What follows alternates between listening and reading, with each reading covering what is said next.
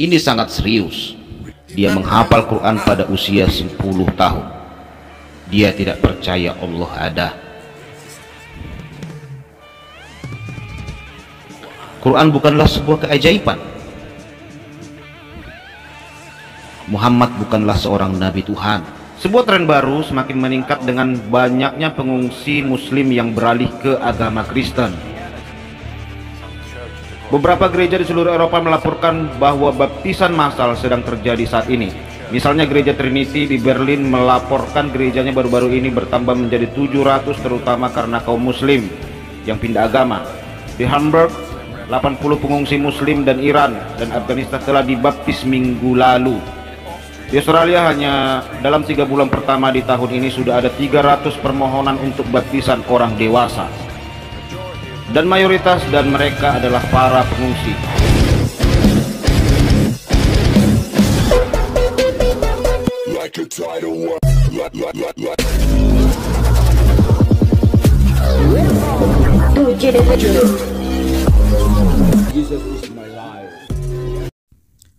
Shalom sahabat yang terkasih dalam nama Tuhan Yesus, puji Tuhan kita bertemu kembali dalam kasih-Nya. Di beberapa video yang saya upload sahabat, sering sekali saudara muslim berkomentar. Mereka berkata bahwa di Amerika dan di Eropa sudah banyak sekali orang Kristen masuk Islam. Orang Amerika dan Eropa berbondong-bondong memeluk Islam. Dan hal seperti ini sahabat sering mungkin kita temukan dibahas oleh YouTuber muslim di Indonesia. Mereka sering berkata bahwa jutaan orang, ratusan ribu orang Kristen yang ada di Amerika dan Eropa masuk Islam. Benarkah demikian? Kita akan langsung saja mencari tahu dari sumbernya. Ini sumbernya langsung dari ustadz yang terkenal dan yang berpengaruh di dunia. Beliau masuk dalam 500 ulama cendikawan muslim paling berpengaruh di dunia. Beliau adalah seorang cendikawan muslim yang berada di Amerika sahabat, dan beliau selalu memantau orang-orang Islam di sana. Dan beliau sangat dihormati dan paling terkenal sebagai seorang cendekiawan muslim di Amerika. Beliau pernah ke Indonesia bertemu dengan Ustadz Yusuf Mansur dan banyak prestasinya di dunia keislaman sahabat. Baik, siapakah Ustadz tersebut? Kita akan langsung dengarkan pernyataannya bagaimana perkembangan Islam yang ada di Amerika, supaya tidak disebut hoak dan tidak kaleng-kaleng sahabat. Kita langsung minta konfirmasinya dari seorang ustadz yang paling terkenal sebagai cendekiawan muslim internasional. Langsung saja kita simak pernyataannya sahabat. Dan jika kita tidak mengambil langkah konstruktif untuk menangani hal ini akan terjadi seperti longsor, sebuah tsunami yang akan menghantam komunitas kita. Sedemikian rupa sehingga kita akan mengalami masa-masa sulit untuk bertahan. Itu akan merobohkan kita. Saudara-saudari, dalam khotbah hari ini saya ingin menekankan 2 poin utama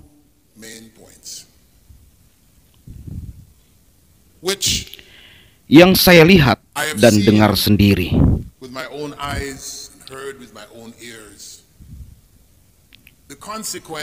Konsekuensi dari kegagalan untuk mencapainya.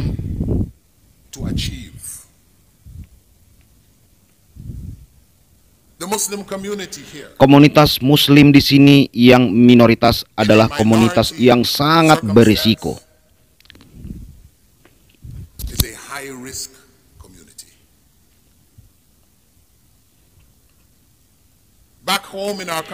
Di negara asal kita, tempat di mana orang-orang bertumbuh, mempraktikkan Islam sebagai budaya, sebagai tradisi.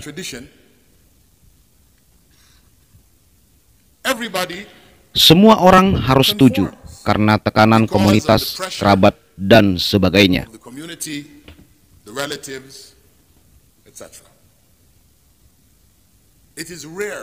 Jarang Anda temukan di negara asal kita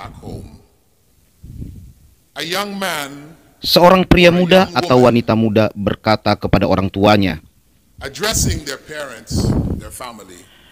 keluarga mereka, dan berkata, saya tidak percaya pada Allah. Saya tidak percaya bahwa Muhammad adalah utusan Allah.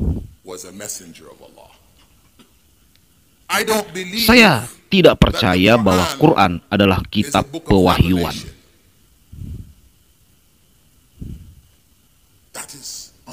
Itu suatu yang tidak terpikirkan di negara asal kita. Tetapi di sini, di Kanada, itu terjadi. Itu terjadi terus-menerus.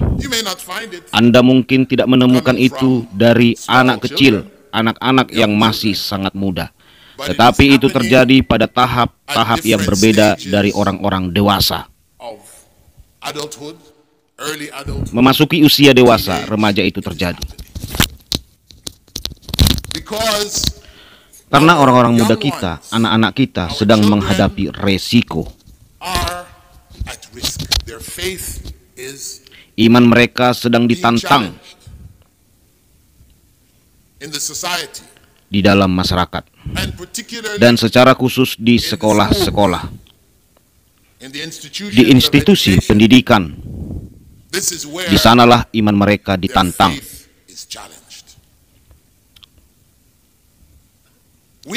Kita tidak dapat sanggup untuk khawatir.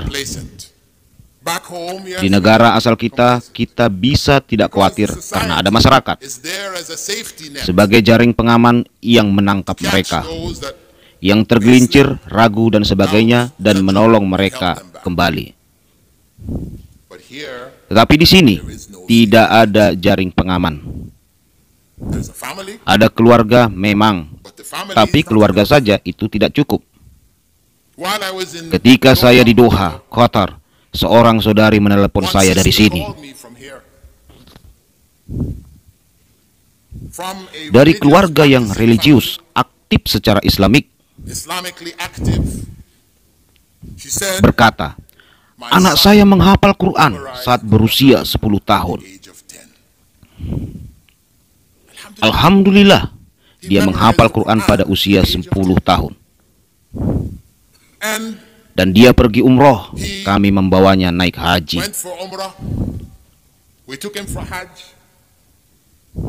Berdoa, berpuasa, semuanya. Tapi pada usia 15 tahun, 5 tahun kemudian, saudari itu menelepon dan berkata, anak itu pulang ke rumah dan berkata kepada kami bahwa dia tidak lagi percaya kepada Allah. Apa yang harus kami lakukan? Kami punya anak-anak kecil lainnya di rumah.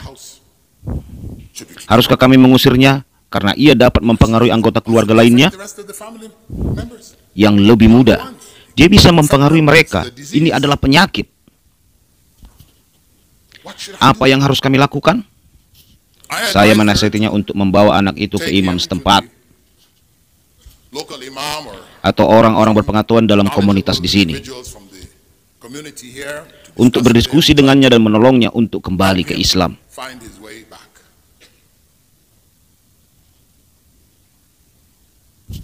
Ini situasi tragis. Mengusir seorang anak berusia 15 tahun karena dia meninggalkan Islam. Wow. Dan beberapa hari lalu, saya ketemu seorang anak muda lain dari komunitas kita.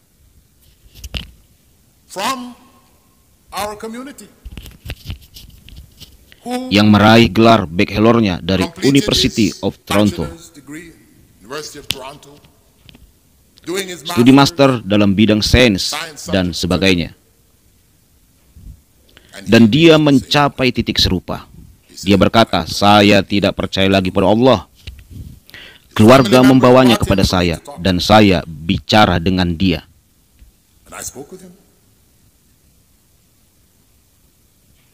Dia tidak lagi percaya kepada Allah. Saya bicara tentang hal itu, dan akhirnya saat dia terjepit, dia tidak percaya Allah ada. Quran bukanlah sebuah keajaiban. Muhammad bukanlah seorang nabi Tuhan. Ya, dia orang baik. Dia orang baik, dikenal sebagai orang baik. What? Tetapi seperti yang dikatakan, orang baik berbohong. Orang baik bisa berbohong. Sama seperti orang lain juga.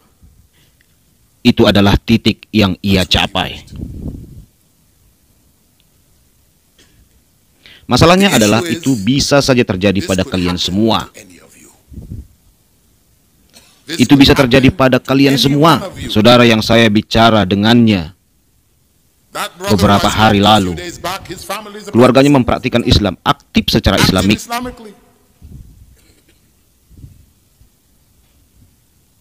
Dan yang menelepon saya dari sini juga sama. Jadi itu bukan hanya soal bahwa mereka bukan muslim yang baik, mereka tidak sungguh-sungguh mempraktikkan Islam, dan seterusnya. Maka itu tidak mengejutkan. Tidak. Ini sangat serius. Ini sesuatu yang kita semua hadapi. Kita semua punya anak-anak yang akan pergi ke institusi itu.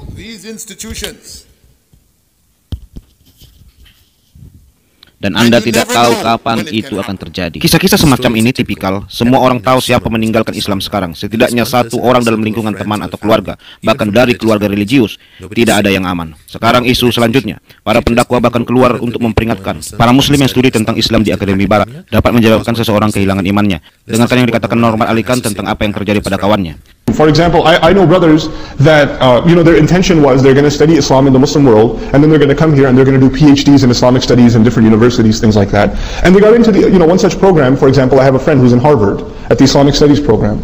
And I met him, he was getting his master's, then he was going to get into his PhD, again, Islamic studies. He's not even done with his master's. I went to Boston and I was hanging out with him, and what does he tell me? He says, man, after 2 semesters, I lost my faith. And the only way I can actually continue my studies is that I stop thinking about it, because if I think about it, I can't keep my iman anymore. It's gone. Ya sahabat yang terkasih, melalui penjelasan cendekiawan muslim internasional tersebut, kita jadi tahu apa yang diberitakan di negara kita ini dari beberapa youtuber saudara muslim yang berkata bahwa ada jutaan, ratusan ribu orang masuk Islam di Amerika dan Eropa. Ternyata bohong besar alias hoax, sahabat. Jadi tidak mungkinlah orang Indonesia lebih tahu tentang keadaan di Amerika daripada orang Amerika itu sendiri. Sahabat yang terkasih, kalau kita melihat di YouTube, sahabat, kita bisa melihat seperti ini ya.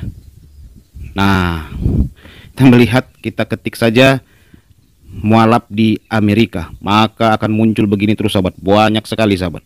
Tidak habis-habis ini. Mungkin kalau kita scroll sampai seharian nggak habis-habis ini, sahabat. Sampai ke bawah terus. Macam-macam judulnya. Ada pastor, ada ahli negara, ada ahli matematika, kata siapa-siapa ini saya pun nggak tahu, sahabat. Kadang kita lucu ya, kalau kita buka isinya kadang-kadang aneh-aneh gitu ya, seperti bukan Kristen gitu. Dan kita melihat ini semua macam-macam ini semua. Kita cepatin terus, nggak habis-habis, sahabat. Terus ada ahli matematika lah katanya, ada ahli macam-macam, segala ahli lah, ada artis dan lainnya. Oke sahabat yang terkasih, kita sudahi dulu video ini. Nah sana. Oke. Kita akan melihat beberapa fakta yang terjadi setelah ulama yang dihormati di Amerika tersebut berterus terang jika keadaan muslim di Amerika, dia sendiri berkata bahwa bisa cepat longsor, bahkan seperti tsunami. Guncangannya cukup kuat, sahabat. Nah, benarkah yang dikatakan Bapak ulama tersebut? Kita lihat datanya, sahabat.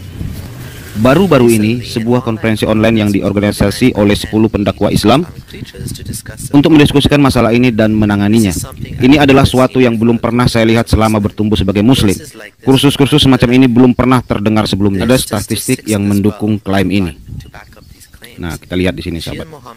Basar Muhammad, peneliti senior di VEU, menyatakan bahwa 23% muslim Amerika tidak lagi bisa dianggap muslim. Wow, luar biasa ya. Ini berarti jumlah meninggalkan Islam sama banyaknya dengan yang masuk Islam.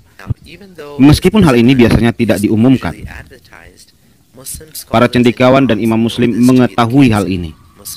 Para cendekiawan muslim yang ada di garis depan mengetahui hal ini terjadi karena para orang tua datang dan komplain bahwa anak mereka tidak lagi religius, bahkan tidak lagi percaya. Beberapa cendekiawan yang dipercaya biasanya dikontak oleh seorang dalam komunitas. Sebuah tren baru semakin meningkat dengan banyaknya pengungsi muslim yang beralih ke agama Kristen. Beberapa gereja di seluruh Eropa melaporkan bahwa baptisan massal sedang terjadi saat ini. Misalnya gereja Trinity di Berlin melaporkan gerejanya baru-baru ini bertambah menjadi 700, terutama karena kaum muslim yang pindah agama. Di Hamburg, 80 pengungsi muslim dan Iran dan Afghanistan telah dibaptis minggu lalu. Di Australia hanya dalam 3 bulan pertama di tahun ini sudah ada 300 permohonan untuk baptisan orang dewasa. Dan mayoritas dan mereka adalah para pengungsi. Dan di gereja Anglikan di Inggris melaporkan hampir setiap minggu yang menarik perhatian ada ratusan orang, hampir semuanya imigran. Wow, ini luar biasa sahabat. Nah, kita lihat ya. Hampir tiap minggu, bahkan hampir tiap hari ada orang kenal Tuhan. Saya telah diludahi karena mengatakan bahwa telah keluar dari Islam, namun saya telah mengampuni mereka melalui apa yang saya pelajari selama ini.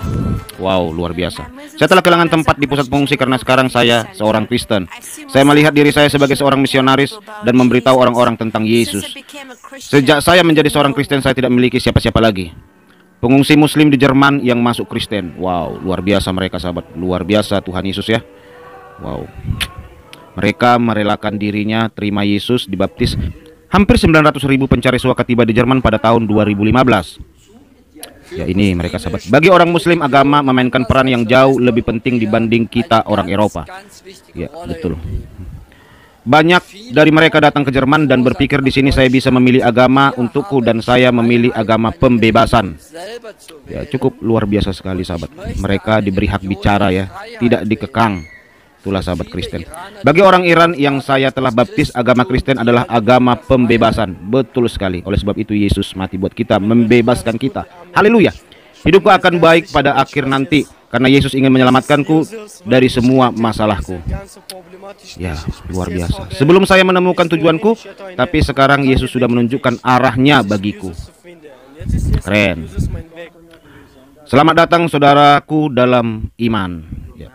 Mereka serahkan dirinya tanpa paksaan sahabat. Nah sahabat yang terkasih, itulah dilema yang dihadapi oleh apologet-apologet, para ulama-ulama dan cendekiawan Muslim yang ada di Amerika.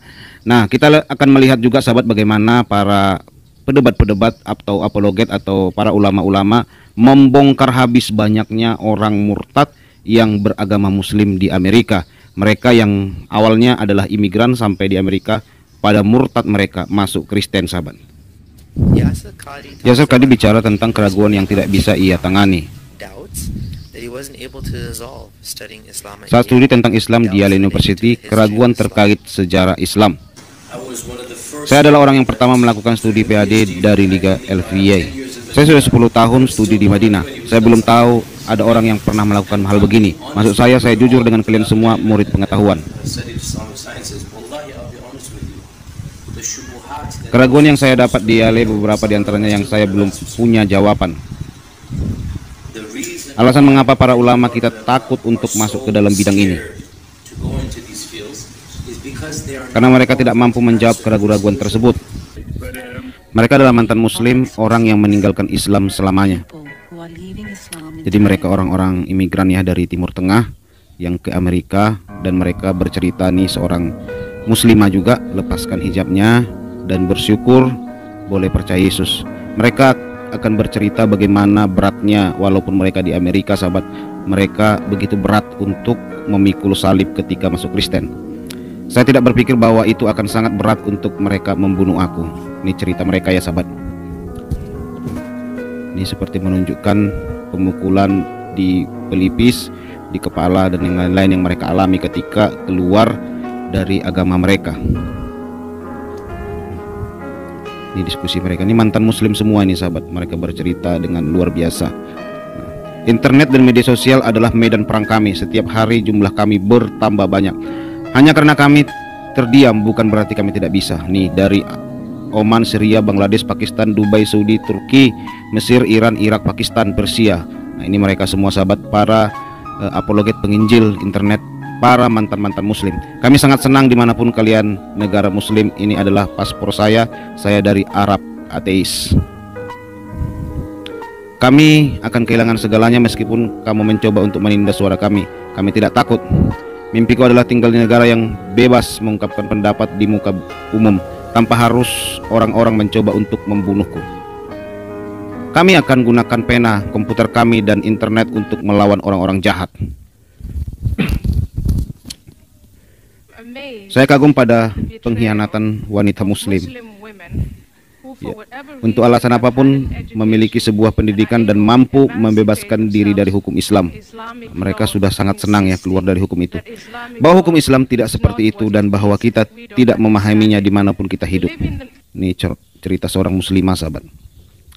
Ya. Ini dia ceritakan bagaimana ayat-ayat di kitab mereka yang lama yang membuat mereka bisa tinggalkan. Jadi mereka memang selama ini dikekang, tidak boleh berpendapat gitu. Akhirnya begitu di Amerika diberikan kebebasan. Alasan dari Islam ke agama lain hukumannya adalah harus hukuman mati. Saya diserang entah dari mana, saya tidak melihatnya datang. Nah, ini aku tahu aku harus keluar atau tetap membunuhku. Anda tidak dapat menghentikan banjir, mereka tidak dapat menghentikan apa yang telah dimulai. Kita tidak akan pergi untuk dibungkam lagi. Saya dibesarkan dalam agama ini, saya mempelajarinya 16 tahun. Di sekolah Maroko saya berbicara bahasa Arab, saya mengajar bahasa Arab di Mesir. Jadi saya tahu apa. Jika Anda mengkritik tentang agama mereka, mereka hanya akan memasukkan Anda ke penjara atau membunuhmu. Tetapi di Eropa mereka tidak punya alat hukum untuk menutup mulutmu. Jadi mereka menuduh Anda sebagai Islamfobia dan rasis.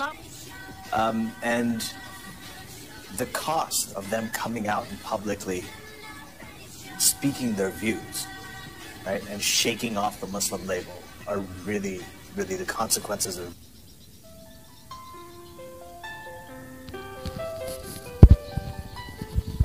Ya, ini sahabat yang terkasih, bagaimana mereka capek dikekang. Begitu mereka ke negara barat, mereka lepaskan semua atribut-atribut Islam mereka. Ya, Sarah Kaikar ini juga bercerita bagaimana mereka semuanya sahabat sudah jenuh dan capek dengan ketatnya peraturan agama ya, lagi di zaman internet dan di zaman modernisasi ini sahabat. Nah, ini juga mantan muslim sahabat. Nah, mereka berbagi kisah cukup luar biasa, cukup banyak sahabat mereka ya. Nah, ini mereka berkumpul di sana. Kalau di Amerika dan Eropa, kabar-kabar yang saya dengar, mantan muslim di sana itu sangat kompak sahabat. Mereka punya komunitas yang sangat kuat sekali di Amerika ya. Namanya itu ex-muslim. Nah, yang mantan muslim Kristen, mantan muslim ateis, mereka itu bersatu gitu. Heran juga kita ya. Jadi mereka mungkin sebelum masuk negara Amerika, negara barat gitu ya, mereka pernah menderita dan merasakan sakitnya bagaimana mereka dikekang begitu. Nah, sehingga ketika mereka di negara barat, di negara maju yang memberikan kebebasan, tidak ada hukum penistaan agama, mereka menjadi kompak gitu. Luar biasa ya. Ini kan wajah-wajah Arab semua, ini wajah-wajah Timur Tengah. Ini juga ini apologet saudaraku. Nah, ini bapak ini juga ya, pernah saya ini kan kesaksiannya di video ini. Nah, seorang muslimah itu juga luar biasa kesaksiannya sahabat. Ini juga ya, ini semua kan mereka orang-orang yang benar-benar sudah meninggalkan Islam. Ini kalau nggak salah ini pernah mualaf sahabat. Ini pernah kesaksiannya saya tonton ya. Ya sahabat yang terkasih, demikian yang bisa saya sampaikan. Nah, sebagai membuktikan bahwa apa yang dikatakan ulama dan cendekiawan muslim yang ada di Amerika ataupun Eropa memang benar, mereka terguncang keislaman mereka di sana. Karena memang benar seperti apa yang kita dengarkan video tadi ya. Selama ini mereka di Timur Tengah dikekang dengan peraturan agama, harus begini, hukumannya macam-macam sahabat. Menista agama lain dianggap dakwah.